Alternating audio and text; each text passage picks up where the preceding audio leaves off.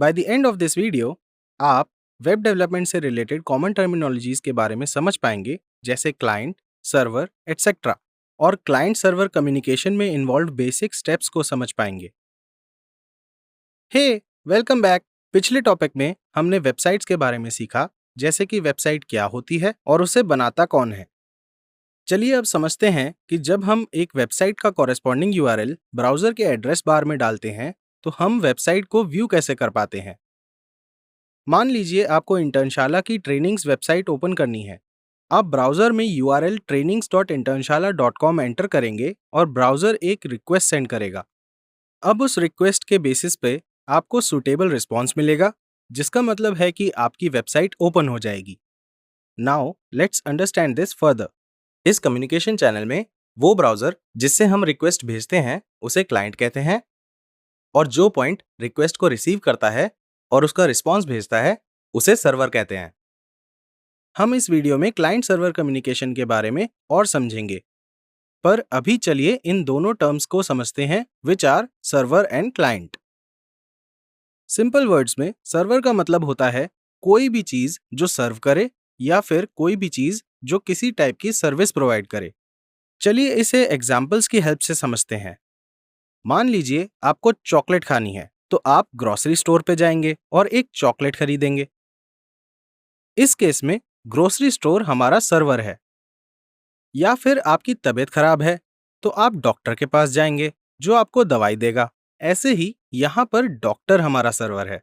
ये एग्जाम्पल्स हमने इसलिए कोड करे जिससे कि हम आपको समझा पाएं कि सर्वर हमेशा एक स्पेसिफिक टाइप की सर्विस ही प्रोवाइड करता है, जो हमने प्रीवियस एग्जाम्पल्स में भी देखा।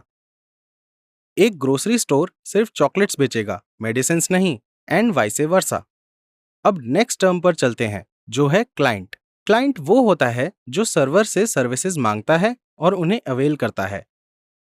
जैसे कि जब आप चॉकलेट खरीदने जाते हैं तब आप एक क्लाइंट होते हैं, और जब आप डॉक्टर के पास जाते हैं तब भी आप एक क्लाइंट हैं। तो हम कह सकते हैं कि ये क्लाइंट्स और सर्वर्स हमेशा पेयर में एग्जिस्ट करते हैं। चलिए अब वापस अपने चॉकलेट वाले एग्जाम्पल पे चलते हैं।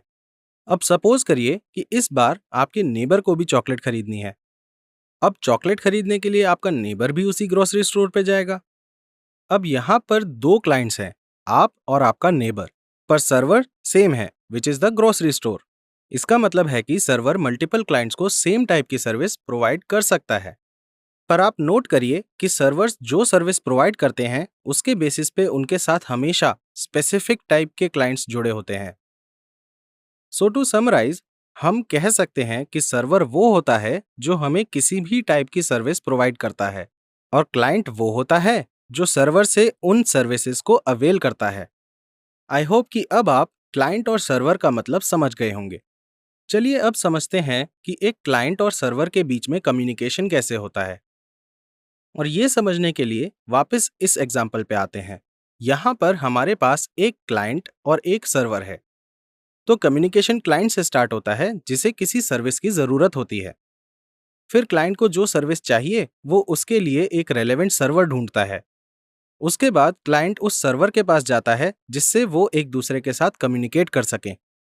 उसके बाद क्लाइंट सर्वर को अपनी नीड्स मेंशन करके रिक्वेस्ट सेंड करता है, और इसके बाद सर्वर क्लाइंट की रिक्वेस्ट पे काम करके उसे प्रोसेस करता है।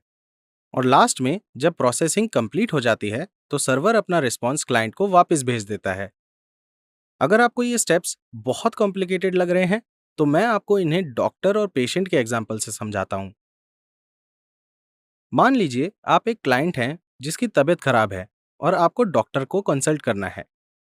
ये हमारा फर्स्ट स्टेप होगा, जहां पर क्लाइंट को फील होगा कि उसे सर्विस चाहिए। फिर आप अपने आसपास कोई डॉक्टर ढूंढेंगे जो आपकी हेल्प कर पाए।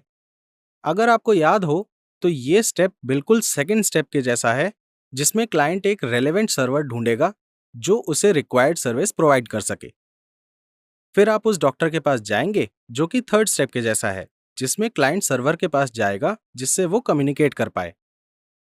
फिर आप डॉक्टर को आपको डायग्नोज करने की रिक्वेस्ट करेंगे, जो बिल्कुल फोर्थ स्टेप जैसा है।